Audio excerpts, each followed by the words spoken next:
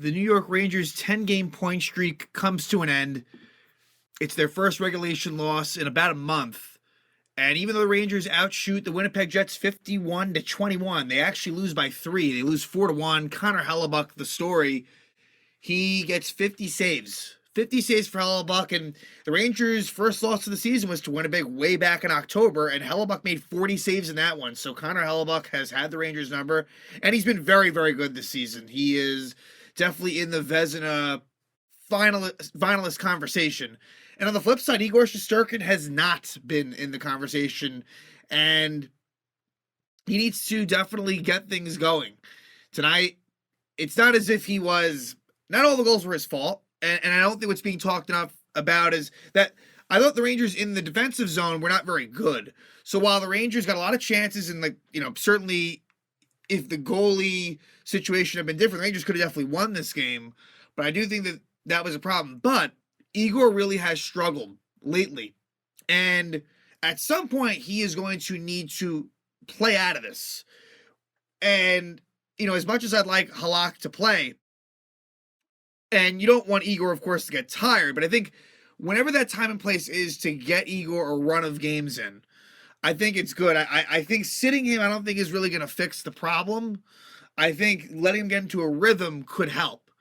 I certainly would expect him to play next game at Detroit. That's for sure. And then you have a back-to-back, and typically they've split those up. So that probably continues as well. But, we'll see how Shesterkin does at Detroit next. But, I think that he would be the first person to admit that it's been a struggle for him. And you knew that he was never going to do what he did last season. That was just ridiculous. I mean, he was a MVP finalist. However, it's definitely been, an underwhelming season for Igor Shesterkin. And, the win-loss record's good, right? So that counts for something. I mean, that's the most important thing. He is finding ways to get wins, and he has, even in games where he struggled, like that Edmonton game, he then does find a way when it matters to get it done. But in this game, it was frustrating, the Rangers, and I do think that the shot count was probably a little bit misleading, but it's drastic, right? You outshoot a team by 30 shots and lose by 3. That is, no matter how you slice it, that is pretty crazy. So this game should have at least been closer. The Rangers, and here's another thing, the Rangers continue to fall behind, and lately they've found a way to tie it up, win games, but here, hey, they fall behind 2-0 in the first period, and they can't overcome it.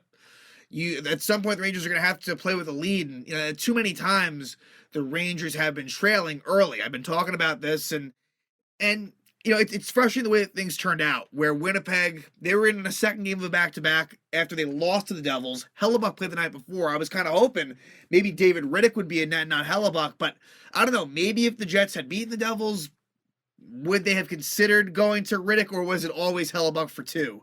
I don't know. Something tells me that they wanted to see how the Jersey game went. It's not like Hellebuyck was worked too much in that game like he was in this one, right? Like if this had happened in the Jersey game, I can't imagine Hellebuyck would have played against the Rangers, but so be it. This is what it was.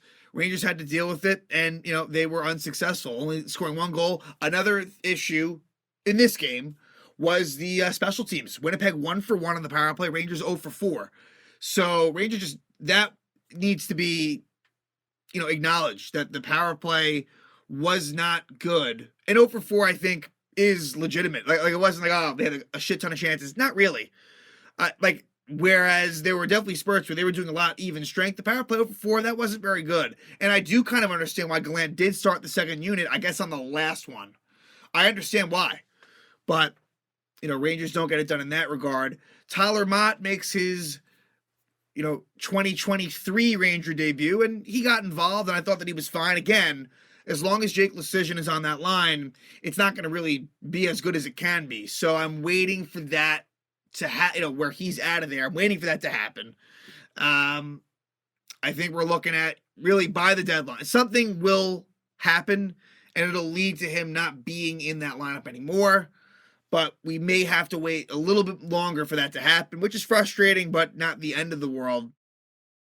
Also, in this game, from a forward standpoint, again, I liked that Trocheck line with Panarin and Tarasenko. Keep them together. I thought that they were the best line.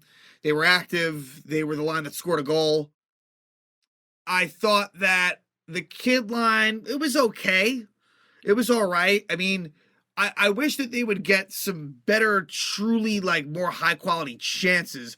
The puck possession's good. The zone time seems to be good, but it still lacks, maybe better chances for how much time they have in the opposition zone.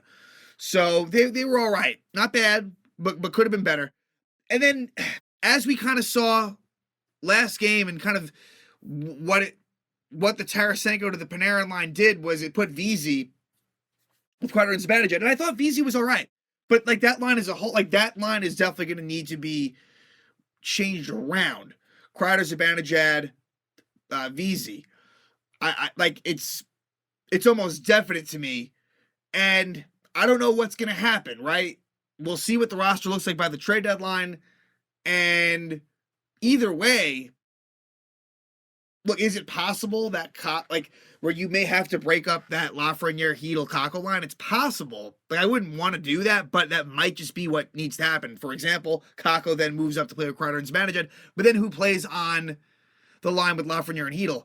I guess VZ, which like that's the thing. The way this lineup looks right now, VZ would be in the top 9, kind of regardless. Sishin certainly isn't going to be. Mott is a fourth liner, and Goodrow, if it's between VZ and Goodrow, I think I'd rather VZ. I think I would. I think that, it's kind of, they're similar players, but VZ, there's a little bit more offensive game that he's got, a little bit more speed, not much more. So that would be the choice, but we'll see how things look. But again, I wouldn't expect that Zibanejad line with Kreider VZ to stick, but these lines might start versus Detroit. It's possible. They could go either way with it. Because again, overall the Rangers did play pretty well. They definitely deserved a better fate. Didn't get some bounces, and that's what happens. And then defensively, Trouba against his former team, he looked slow. I thought Trouba looked like shit in this game. And Keandre Miller has made mistakes. And that's another bad delay of game penalty that leads to a goal again. So Keandre, I think that there were some, faults in his game. So yeah, that pair, and I guess the plus minus does kind of bear that out as well. But beyond that, I thought the Miller Trouba pair was not very good in this one. When you look at all three of those pairs, and hopefully that they can improve. Again, not going to make a big deal about it, but they were not great as far as I saw it. So in this game, from the it's tough. The Rangers, I thought the Rangers got off to a pretty good start, but then Keandre Miller takes a delay of game penalty at 4:37, and also Jacob Trouba. Before that, I think that's the one where he drops his I think he dropped his stick at some point. Trouba ends up out of position. It's scrambly. Trouba definitely fucked up, leading to the Miller delay of game, and Winnipeg does score. It's their one power play, and they get a goal. It's Pierre-Luc Dubois, his 24th goal of the season from Josh Morrissey and Nikolai Ehlers. And so Winnipeg takes a 1-0 lead 5 minutes in. And this was, I can't blame Igor on this one. This was a shot by Morrissey that kind of deflects off of Dubois', I think, knee. And Igor didn't even see it. And Winnipeg takes a 1-0 lead right there. Then there's a fight between Sam Gagner and Vincent Trocheck at 8:39. Yeah, unnecessary, and it takes Trocheck out of the mix. And I felt like there was a little bit of a downturn when that happened. So, yeah, I admire, and I thought Trocheck actually played really well in this game. But, yeah, I mean, good for him, but doesn't need to do that in the future. Then Morgan Barron, the former Ranger, high six Adam Fox at 14:28. And it's funny, Morgan Barron, since he's become a Winnipeg Jet, there's been 3 games versus the Rangers. He's taken a penalty in all 3 of them. So it's funny, has not really done all that well in the games versus the Rangers. How the Andrew Kopp trade turned out is a whole nother story. And I think Winnipeg's probably pretty happy to have Morgan Barron. I think he'll end up being a pretty solid bottom 6 player. But high 6 Adam Fox, but again, the Ranger power play, as I'll say, unsuccessful. And then soon after it's over, Winnipeg scores. And it is a goal by Mark Scheifele. Scheifele scores his 33rd goal of the season from Kyle Connor and former Ranger Neil Pionk. And it's 2-1 Winnipeg right there. And this was a play where Trouba kind of falls. He's going up against Connor. And that Connor-Trouba matchup was definitely advantage Connor. And Trouba kind of slips and falls. And it kind of, this is where, Igor, it didn't look good. I can understand why he had some trouble with it, but Igor, it kind of bounced towards him. It took a weird hop, and then Shifley's able to poke it past Igor. And that's one that I wish that, maybe he was in better position. And, it could have been a little bit of a cleaner situation. It wasn't. And so the Jets take a 2-0 lead just like that. And then the Rangers draw a power play. Filipino is slashed by Dylan DeMello late in the first. It doesn't amount to anything for the Rangers. And then in the second, Pierre-Luc Dubois hooks Nico Mikkola, but again, the Ranger power play doesn't get it done. And just like the second goal for Winnipeg after the failed power play, they score. And it's a goal by Kyle Connor, his 26th goal of the season from Appleton and Morrissey. And this was a bad turnover by Filip Chytil. Chytil gets the puck stolen away from him in the defensive zone, and Connor snipes it past Shesterkin. I felt like Igor, and this has been a thing lately, he's playing way too far in the crease. I just don't see that confidence. He seems like a goalie that's just mentally fragile, and nothing seems easy. And you can just tell the confidence is not there. And again, he's really playing deep in the crease.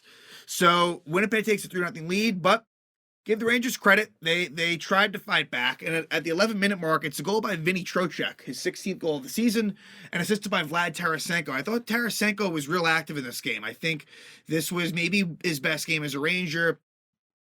So good on him. Is it all perfect for him? No, it's not. But I really did feel like that line was good, and I would stick with them. Like, they look like they have some good chemistry, which is interesting to see. I mean, it's not a surprise between Panarin and Tarasenko, but Trocheck and Panarin didn't really have it. But there's some speed there.